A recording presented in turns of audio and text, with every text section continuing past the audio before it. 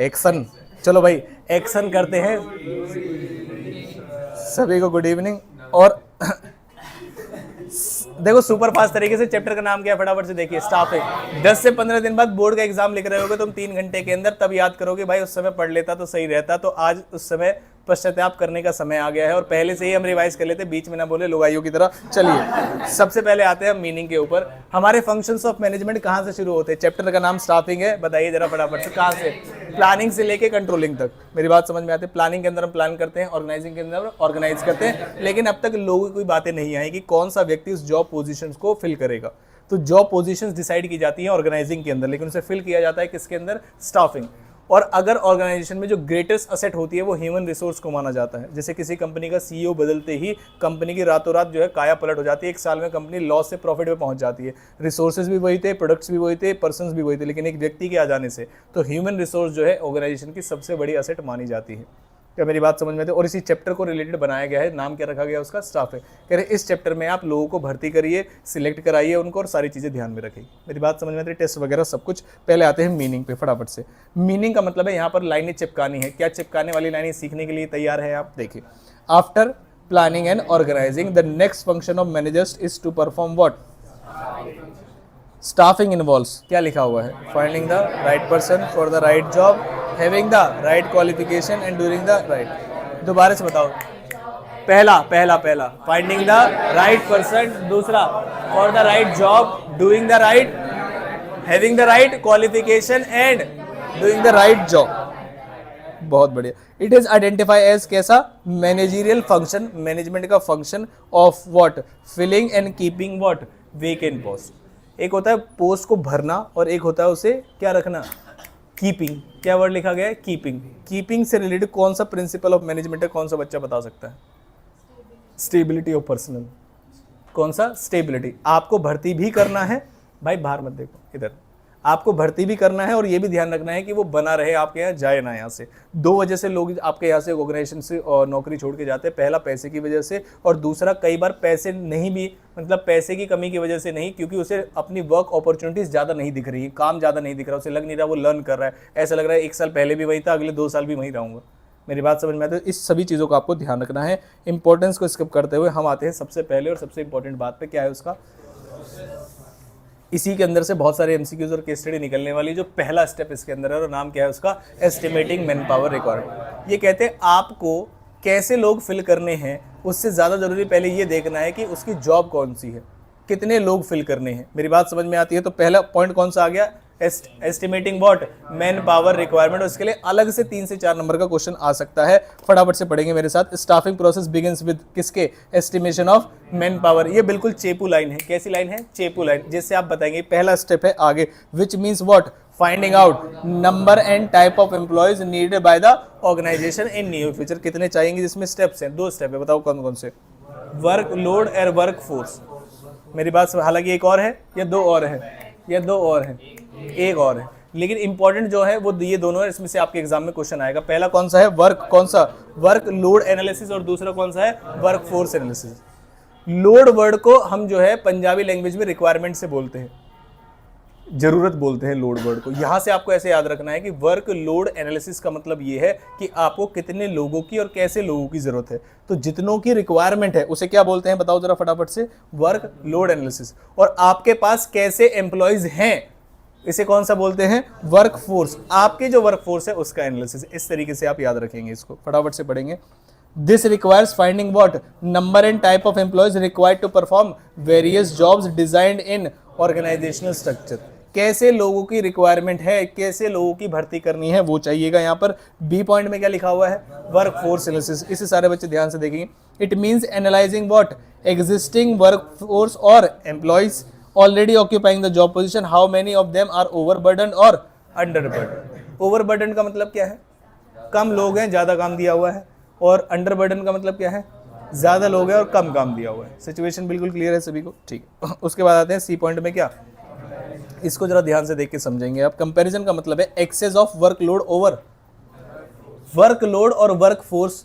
कौन सा ज़्यादा है इसमें? वर्कलोड, यानी रिक्वायरमेंट ज़्यादा है और लोग कम है। और इस वाली सिचुएशन में एक्सेस ऑफ वर्क फोर्स, हमारे यहाँ लोग ज्यादा है, ओवर वर्क लोड। मेरी बात समझ में आती है? इसका मतलब ये है कि आपका एनालिसिस ये इंडिकेट करता है कि आपके यहाँ पर अंडर बर्डन सिचुएशन या ओवर बर्डन, जब लोड की रिक्वायरमेंट है, लोड मतलब रिक्वायरमेंट ज्यादा है, लोग कम है, तो कैसी सिचुएशन है? Over burden.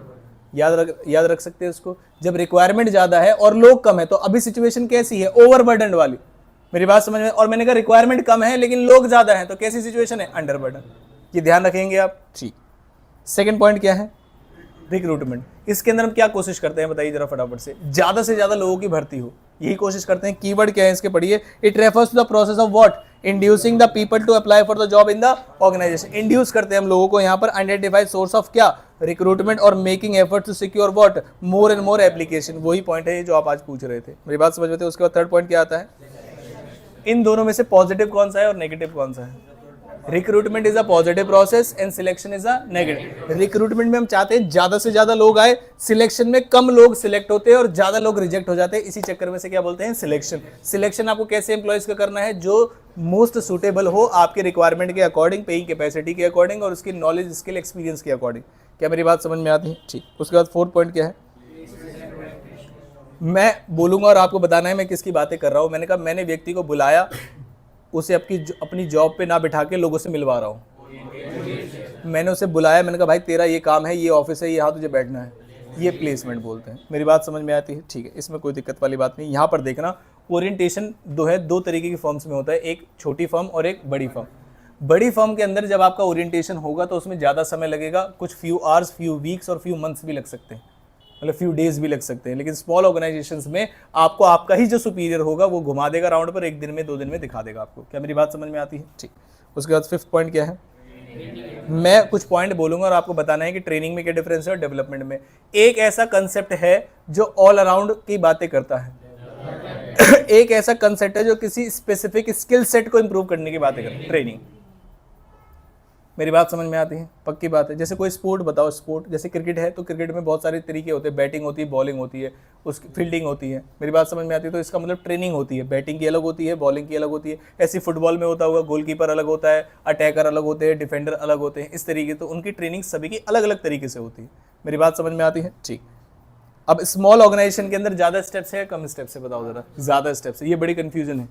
लार्ज ऑर्गेनाइजेशन में वहां पर प्लेसमेंट ओरिएंटेशन होगी, बात खत्म होगी। उसने कहा ना अभी 3 स्टेप्स और हैं। छठे पॉइंट में क्या करना पड़ेगा?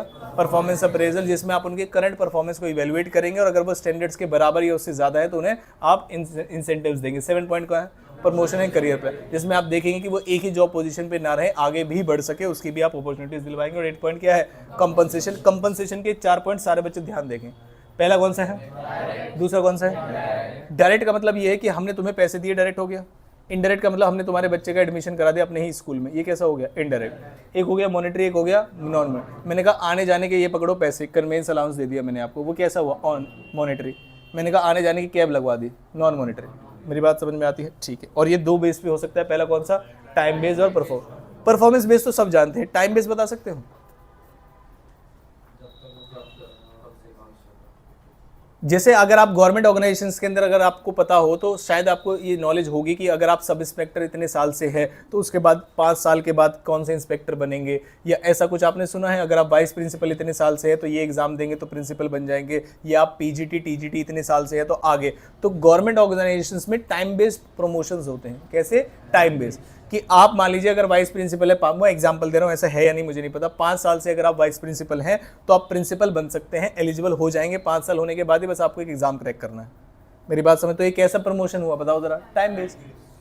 मेरी बात समझ में आती है? पक्की बात है। थोड़ा सा इधर हो जाओ, आप दिखाई नहीं दे रहे मुझे। इधर कॉम्पोजिशन की बातें होगी। अब बस कॉम्पोनेंट्स है जिससे ही चैप्टर खत्म हो जाएगा। 3 कॉम्पोनेंट्स है हमारे, फटाफट से देखिए। अब याद करो जब ये चैप्टर्स पढ़ाए जा रहे थे उस समय बहुत ज्यादा समय दिया गया था अलग अलग से। आज वो समय है कि हम जल्दी जल्दी से रिवाइज कर लेंगे और कीवर्ड्स हमारे दिमाग में होने चाहिए। क्या मेरी बात समझ में आती है? इसमें हम पहला कौन सा करते हैं? रिक्रूटमेंट। रिक्रूटमेंट का मतलब होता है ज्यादा से ज्यादा लोगों को हम कोशिश करेंगे हमारी ऑर्गेनाइजेशन में अप्लाई करें, हमारी ऑर्गेनाइजेशन में भर्ती। जैसे मान लीजिए मैंने कहा कि मुझे टीचर्स की रिक्रूटमेंट करनी है केडीसी में 2025 में, तो कैसे करूंगा बताओ? उसको क्या तरीके हो सकते हैं इसके? मैं क्या चाहता हूँ? ज्यादा से ज्यादा लोग इंटरव्यू के लिए आए, कम से कम लोग आए। ज्यादा से ज्यादा लोग आएंगे तो मेरे पास सैंपल साइज बड़ा होगा जिसमें से मैं सिलेक्ट कर सकता हूँ। आप स्टैट्स में पढ़ चुके होंगे इस चीज को। सैंपल साइज जितना ज़्यादा बड़ा होगा उतनी ही क्वालिटी जो है इंप्रूवमेंट होने के चांसेस होते हैं। मेरी बात समझ में? इसके क्या तरीके हो सकते हैं? कोई एडवर्टाइजमेंट निकाल दी, न्यूज़पेपर में दे दिया, बैनर लगा दिया, पोस्टर लगा दिया, इंस्टाग्राम पे कोई पोस्ट डाल के नीचे स्पॉन्सर्ड नहीं हो जाता जिसमें वो कुछ पर्टिकुलर एरिया में वो सभी की स्टोरी और उस पर दिखाई दे देगी। तो बहुत सारे तरीके हैं। तो सोर्सेज ऑफ रिक्रूटमेंट में कितने सोर्सेज आते हैं फटाफट से पढ़िएगा। दो, पहला कौन सा?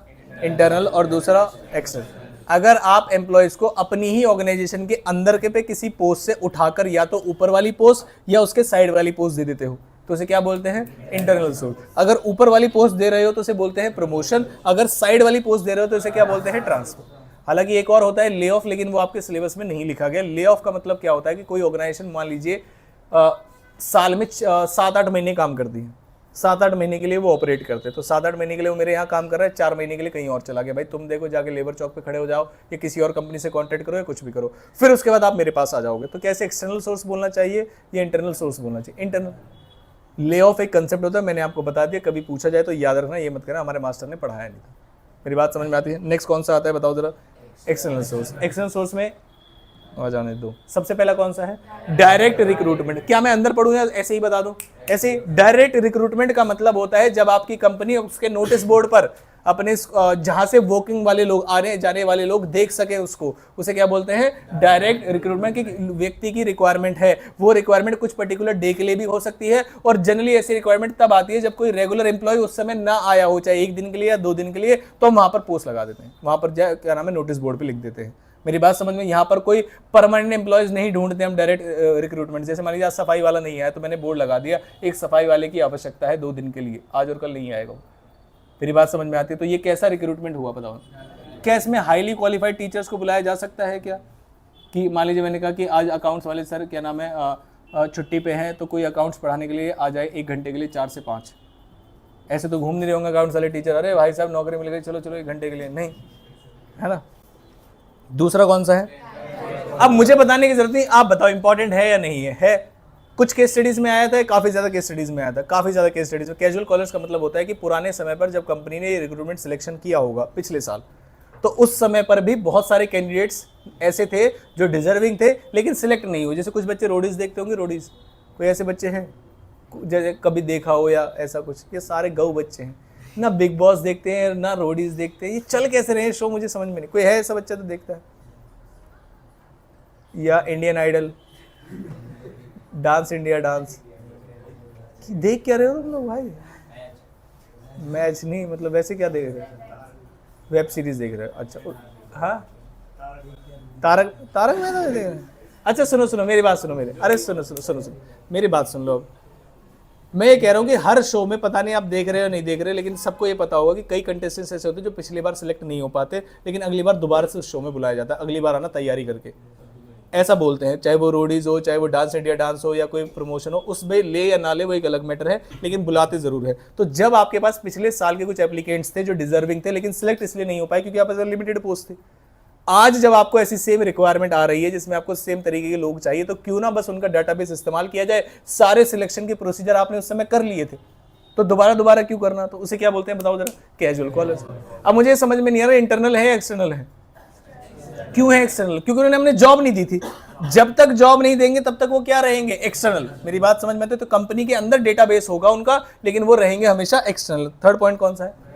वेब पब्लिशिंग का मतलब जब कंपनी अपनी वेबसाइट पे क्या लगा देती है बताइए जरा? अपनी वेबसाइट पे कोई लिंक डाल देगी, यहाँ पर अप्लाई कर लीजिए अगर आप कोई क्या नाम है पढ़ाना चाहते हैं तो। क्या मेरी बात समझ में आती है? ठीक। कोई ऐसा बच्चा है क्लास में जो चाहता है कि आगे जाके टीचर बन जाए तो सही जिंदगी है, ये सही रहता है? बताओ। मन में भी होगा तो बताएंगे नहीं क्योंकि सारे बच्चे और तू बनेगा। ऐसा कोई है जिसे लगता है कि टीचिंग एक अच्छी जॉब है या अच्छा काम है? हाँ जी बताओ। हाँ जी अच्छी है। हाँ ये बच्चे प्लीज एक बार ताली बजा दो उस बच्चे के लिए। कह रहे पढ़ाना वैसे तो बहुत अच्छा है, लेकिन जिस प्रतिदिन दर बदर बच्चे स्मार्ट, इंटेलिजेंट, चंट, चालाक होते जा रहे हैं, ऐसे मिनट में पागल बना देंगे। हाँ बढ़ाना बहुत, वो खुद भी है तभी तो बता रहे भाई आज की डेट में नहीं है। कितने लोगों को एक बच्चा पागल बना के चल रहा है, 12th क्लास वाला। सोचो अपने आप को भी बना के चल रहा है। फरवरी आ गया जिस महीने में पेपर है, अब भी इनका दिन, आज बृहस्पति नॉर्मली है, सुबह उठेंगे आराम से 10 बजे क्लास में, 11 बजे आराम से दिनचर्या। भाई मतलब जब भूकंप आ जाएगा तभी जागोगे क्या तुम लोग? अब तो कुछ बचा भी नहीं है। मुझे ऐसा लग रहा है भाई मुझे 6-7 बजे वाला प्रोग्राम चलाना पड़ेगा, जिसमें 6-7 बजे बच्चा आए, 2-3 घंटे पढ़े, अपना घर जाए, सोए, फिर शाम को आ जाए, रात दिन जो 10:30 बजे वाला प्रोग्राम है उसमें बताता हूँ क्या प्रैक्टिकल प्रॉब्लम्स है उसके अंदर। बच्चा 10:30 बजे आता है, 11, 12, 1 बजे तक वो पढ़ता है, फिर उसे ऐसा लगता है यार जाऊँ फिर आऊँ। घर जाते कि जैसे ही सोता हूँ मीठी मीठी नींद आने, मम्मी कहते हो 4 बजे भाग भाग भाग। ये एक गलत बात है। मुझे ऐसा लगता है अगर बच्चे को हम 7 या 7 भी नहीं तो 8 बजे बुलाए और उसे बोलते भाई 11, 11:30 बजे आप घर चले जाना, आराम से सो खाओ पियो, फिर शाम को क्लास में आ जाओ। मुझे ये सही लगता है। हाँ नहीं नहीं आगे आगे मत भगाओ। 9 से 12 कर दें, 9 से 12 कर दें कि 9 बजे से 12 बजे तक पढ़ो, घर जाके 3-4 घंटे खूब सो, लेकिन आके 3 घंटे पढ़ो ना। और अगर आप 9 बजे आते हो तो मेरी कोई क्लास नहीं होती उस समय, 9 बजे सर की भी कोई क्लास नहीं होती 9 बजे, तो हम ज़्यादा अच्छे तरीके से अटेंड कर पाएंगे आपको। अभी क्या जैसे आज ज़्यादा क्या हो जो मर्जी कर रहे हैं वो नहीं होगा, फिर तो क्या उस टाइम टेबल को चेंज कर दे, कल आप सारे बच्चे 9 बजे आ जाएंगे। आप क्यों नहीं आओगे भाई? तभी हाँ कर रहे हैं नालायक। मैं अप्लाई कर दूंगा तो डेली के लिए, फिर डेली के लिए तो कल से सारे बच्चे जो भी हैं वो 9 बजे आएंगे, और ये जो लोग बच्चे हैं वो परसों से। मेरा सजेशन सही है या नहीं बताओ? रेस्ट भी सही होगा, पढ़ाई भी सही होगी।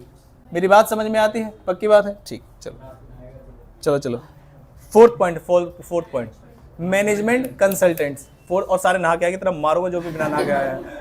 फोर्थ पॉइंट कौन सा है? मैनेजमेंट कंसल्टेंट्स से क्या लग रहा है आपको? लेबर क्लास के लोग भर्ती करेंगे या टॉप लेवल या मिडिल लेवल वाले मैनेजर्स?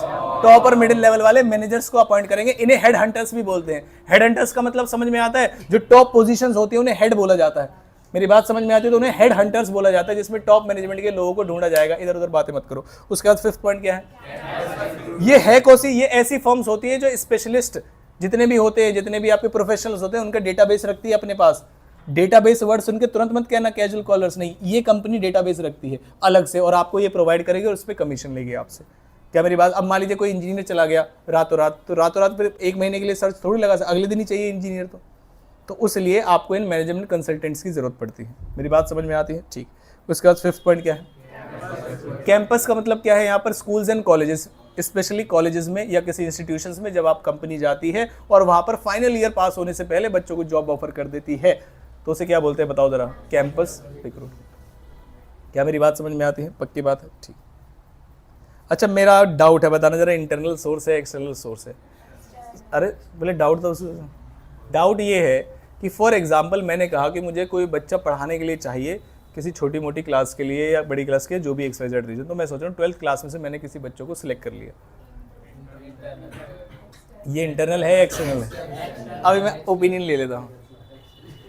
हाँ नहीं, आपसे ही पूछूंगा मेरे। एक्सटर्नल अरे तुम बताओ। KDC का ही बच्चा है, ध्यान रखना।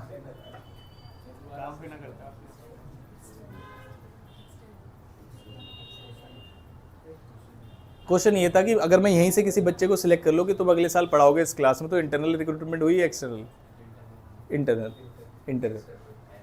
इंटरनल इसलिए नहीं हुई क्योंकि वो अभी यहाँ पे जॉब नहीं कर रहा है। जब आप यहाँ किसी जॉब करते हुए व्यक्ति को ऊपर या साइड में भेज देते हैं, है ना?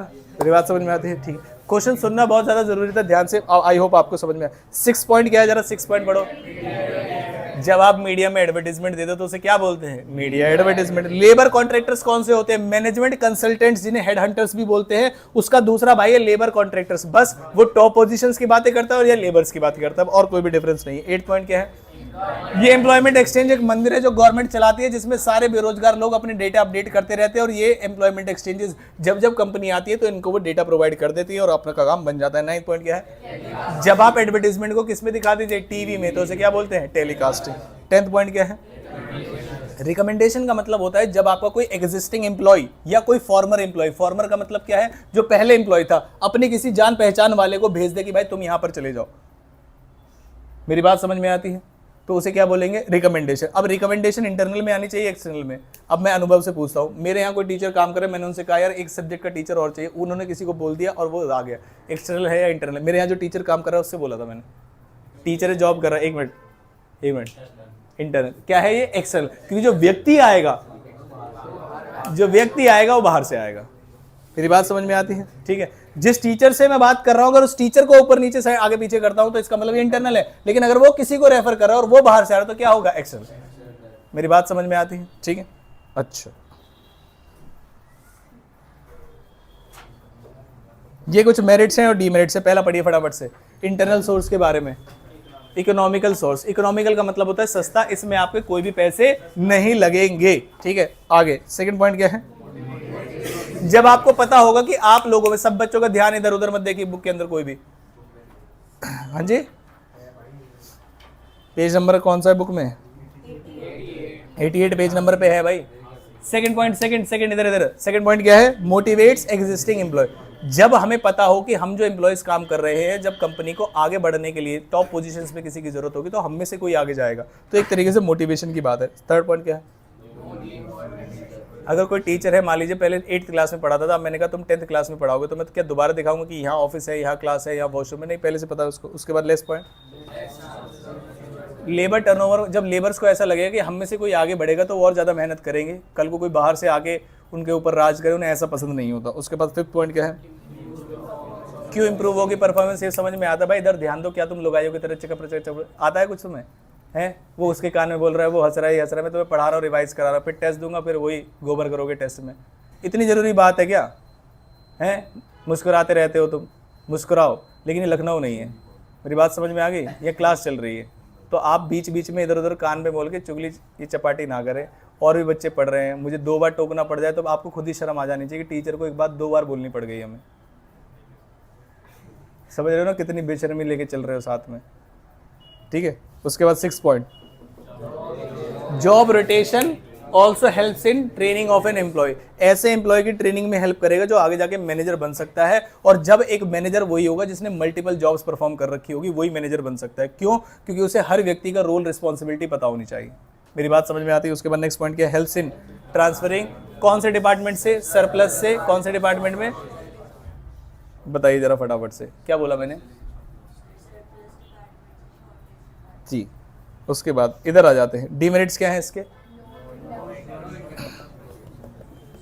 डीमेरिट्स क्या है? No induction of fresh talent. वही पुराने एम्प्लॉयज रखोगे तो तुम्हारे यहाँ फ्रेश ब्लड, नए नौजवान लोग कहाँ से आएंगे? वही घिसे पिटे से लोग, आप उन्हीं से काम चलाना पड़ेगा। सेकंड पॉइंट क्या है?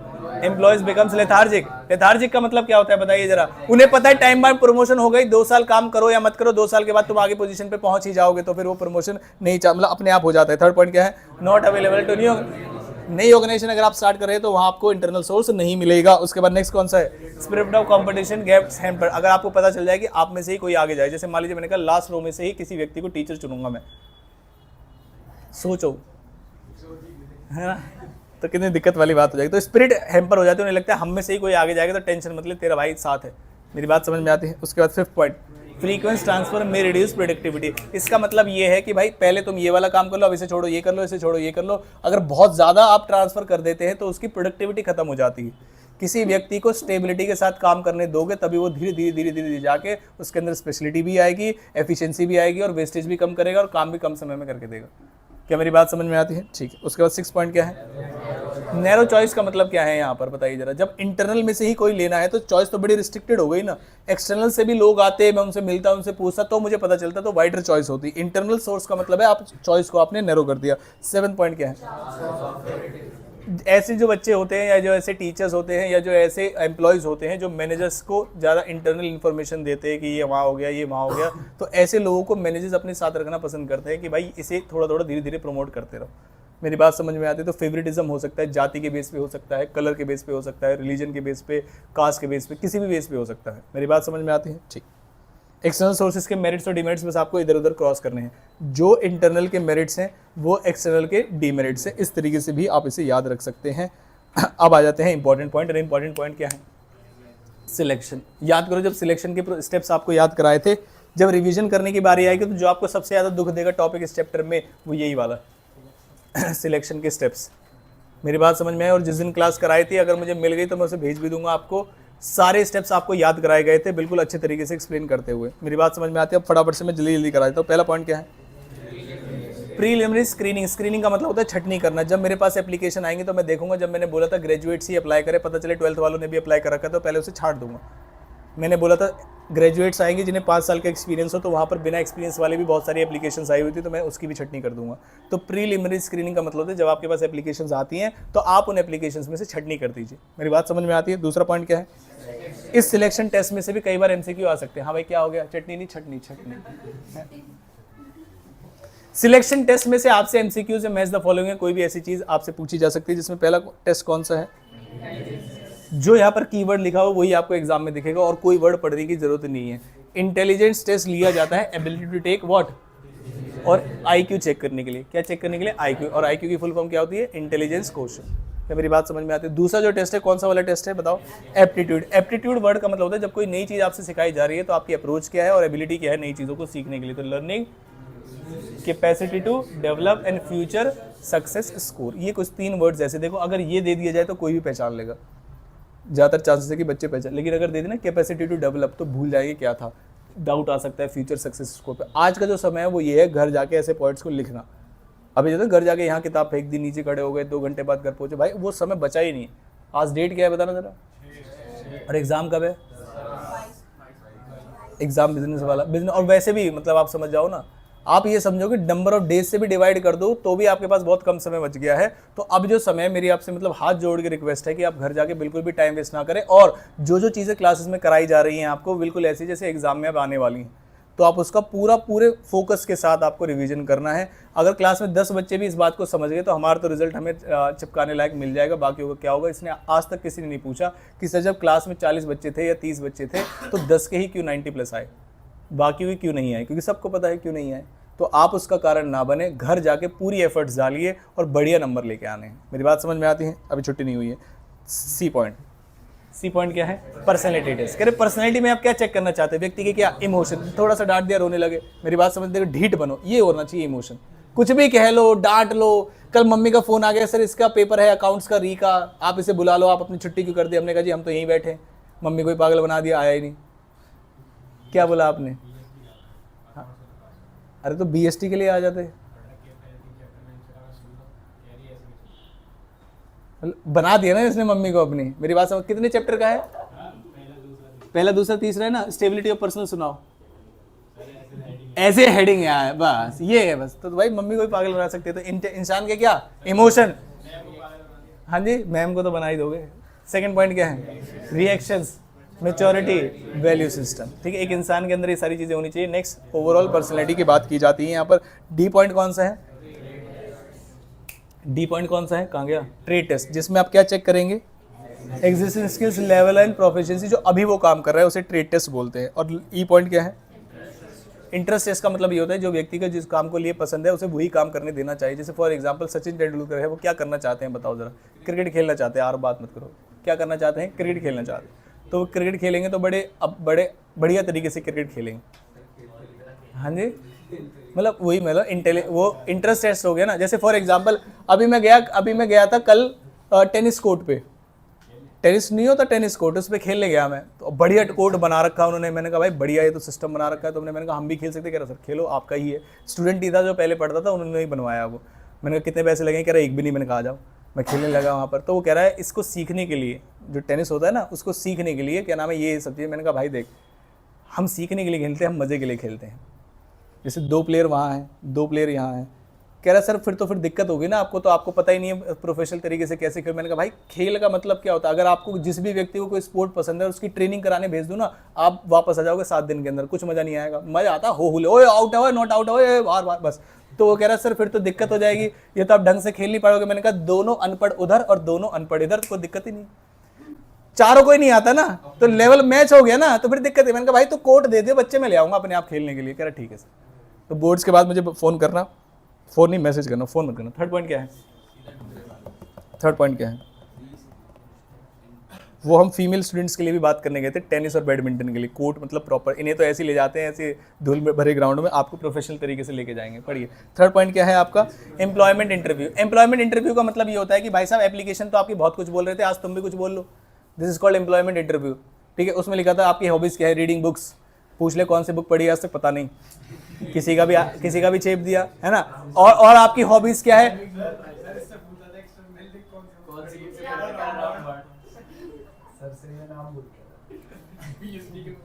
अच्छा सुनो सुनो सुनो, बहुत सारे लोगों के उसमें लिखा होता है ना कि आपकी क्या हॉबीज है, वो कहते हैं learning new, visiting new places. कहाँ कहाँ गए हो आज तक? H pocket.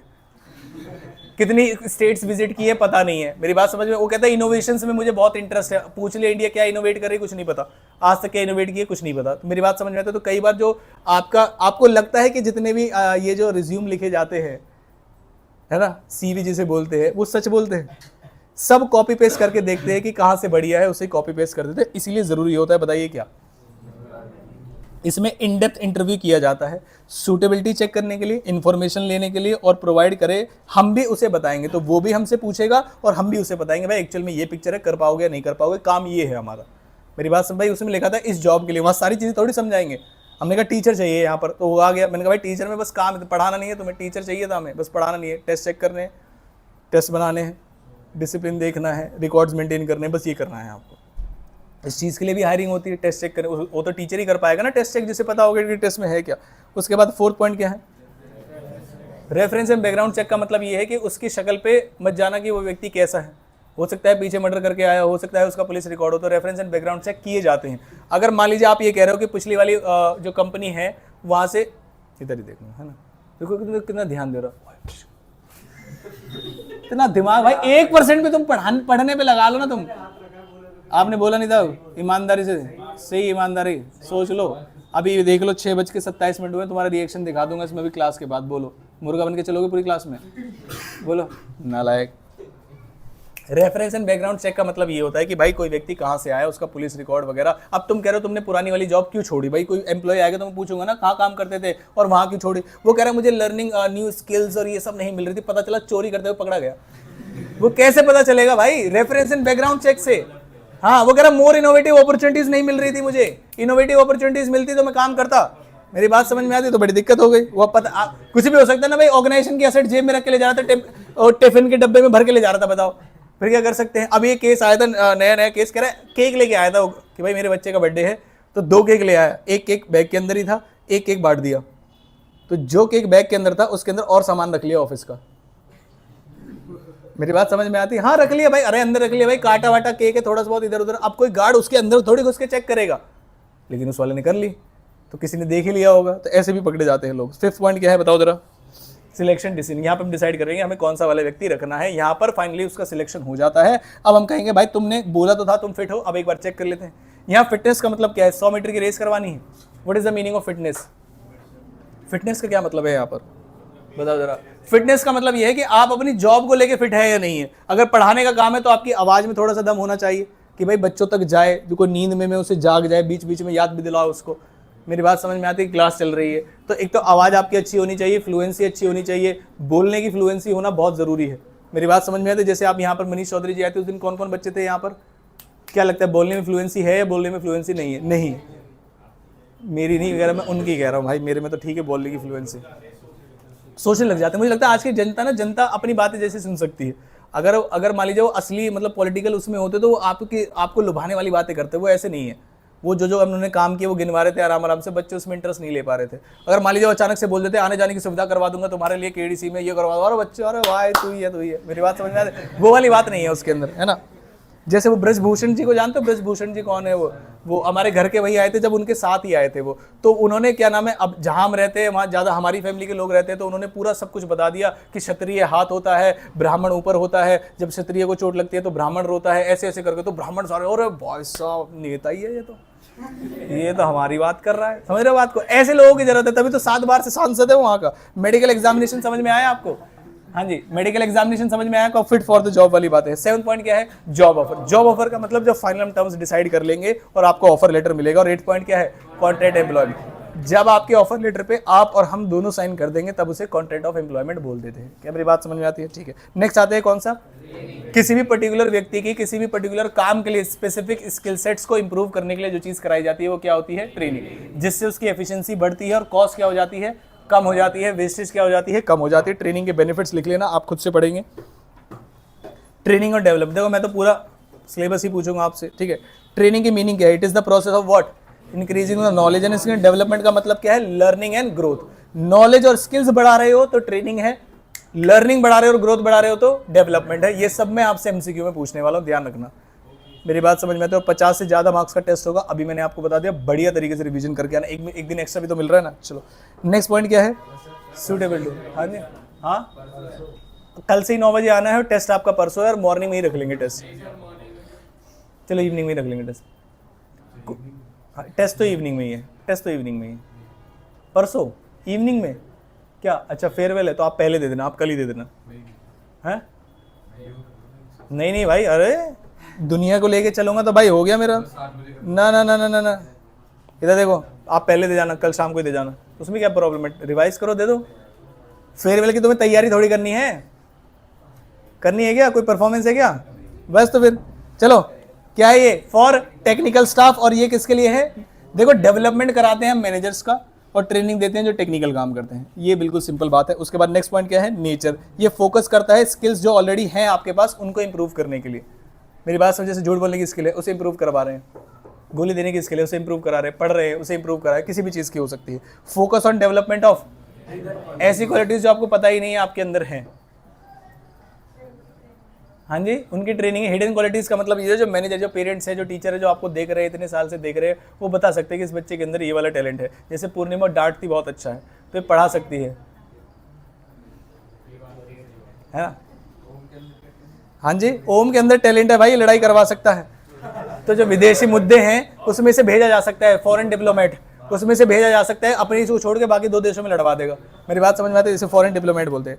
टाइम का मतलब क्या है, फटाफट से, शॉर्ट टर्म, और ये क्या है, लॉन्ग। किसी भी चीज़ की ट्रेनिंग देना वो शॉर्ट टर्म में हो सकता है, लेकिन all around development, hidden qualities की इंप्रूव कराना, ये थोड़ा सा लंबा समय। सेंटर्ड मतलब क्या है, कह रहा काम समय से हो जाना चाहिए, तो ये कौन सा होता है, वर्क सेंटर्ड। और व्यक्ति की इंप्रूवमेंट होनी चाहिए तो वो पर्सन ओरिएंटेड होता है या पर्सन सेंटर्ड होता है। मेरी बात समझ में आती है, ठीक। उसके बाद ट्रेनिंग के मेथड्स हैं, मुझे लगता है बड़े आसान है। पहला कौन सा है बताओ, इसमें एक कौन सा वर्कर होता है, मास्टर वर्कर होता है, जिसके अंडर में एक कौन काम करता है, ट्रेनी। कौन काम करता है, ट्रेनी काम करता है। मेरी बात कौन सा, ऑन द जॉब सीखता है इन सारी चीजों को, ये सारे ऑन द जॉब के अंदर आते हैं। किसके अंदर आते हैं, ऑन द जॉब के अंदर, ठीक है। उसके बाद सेकंड पॉइंट कौन सा, कोचिंग का मतलब होता है जब एक व्यक्ति जिसे पर्सनल कोई गाइडेंस चाहिए, पर्सनल इंप्रूवमेंट चाहता है, तो अलग से व्यक्ति दिया जाता है उस पर्सन या ग्रुप ऑफ पर्सन को ट्रेन करने के लिए, that is called what, coaching. उसके बाद नेक्स्ट कौन सा आता है, इंटर्नशिप। जब भी किसी प्रोफेशनल कोर्स के अंदर या किसी मेडिकल लाइन के अंदर जब भी आपको लगता है प्रैक्टिकल एक्सपोजर की जरूरत है और वो कंपलसरी है, वो करिकुलम और कोर्स का पार्ट होता है, जनरली समय 2 से लेकर 5 साल तक हो सकता है, और कुछ इसके एग्जाम्पल भी हो सकते हैं। मेरी बात समझ में आती है, जिसमें ये जो इंस्टीट्यूट्स होते हैं वो अपनी इंडस्ट्री के जितनी भी फॉर्म्स और बिजनेसमैन होते हैं उन सबको इंस्ट्रक्ट करते हैं कि आपको इस तरह की ट्रेनिंग प्रोवाइड करानी है हमारे यहाँ के बच्चों को। क्या मेरी बात समझ में, इसमें सर्टिफिकेट्स वगैरह सब मिलते हैं। फोर्थ पॉइंट कौन सा है, जॉब रोटेशन। एक जॉब से दूसरी जॉब पे जब आप जाते हैं ऑल अराउंड डेवलपमेंट हो जाता है आपको, और आपको पता चल जाता है कभी भी ऐसी इमरजेंसी की सिचुएशन आती है तो आपको दूसरे का काम पता होता है उस समय पर। क्या मेरी बात समझ में आती है। उसके बाद फिफ्थ पॉइंट कौन सा है, इसके कीवर्ड जरा ध्यान से देखिएगा, आ जाओ भाई जल्दी से। किसको दी जाती है बताइए जरा, इंडक्शन ट्रेनिंग। न्यू एम्प्लॉयज को क्या कराया जाता है, फेमिलियर, पारिवारिक फील हो जाती है उसको। टाइम क्या है इसका, फ्यू आवर्स और फ्यू डेज। अगर छोटी ऑर्गेनाइजेशन तो कुछ घंटे में ही हो सकता है, बड़ी ऑर्गेनाइजेशन तो ज्यादा समय लग सकता है। Helps in improving what, efficiency and effectiveness, develop a sense of belongingness, provide करते हैं washroom, cafeteria, rest interval, leave rules क्या है यहाँ कर। नेक्स्ट कौन से आ जाता है, ऑफ द जॉब, और इसमें आपको एक ही पढ़नी है, और वो कौन सी है, वेस्टिब्यूलर ट्रेनिंग। जब भी आप बड़ी महंगी मशीनरी यानी कि सोफिस्टिकेटेड मशीनरी, कीवर्ड याद रखना, कहीं लिखा हुआ है क्या, मैंने लिखा होगा भाई कहीं ना कहीं, और हाईलाइट भी कर रखा होगा मैंने, अगर ये आ जाए तो मैं बताऊं।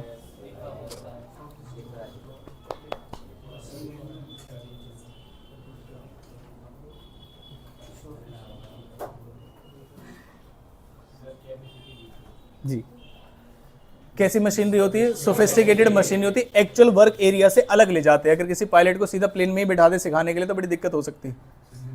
हाँ जी, सिमुलेशन, ऐसी चीजें बनाना एक्चुअल वर्क एरिया के अलावा। जैसे मान लीजिए कोई टीचर ये कह रहा है कि सर मुझे इतने सारे बच्चों के सामने क्या नाम है पढ़ाने में बड़ा अजीब सा लगता है, तो पहले मान लीजिए हमने डमी बिठा दी बच्चों जैसे, ऐसा मान के चलिए, तो ये, और उस समय पर क्लास में क्लास नहीं हो रही होगी, अलग से बिठा के हमें उसे ट्रेनिंग देनी पड़ेगी।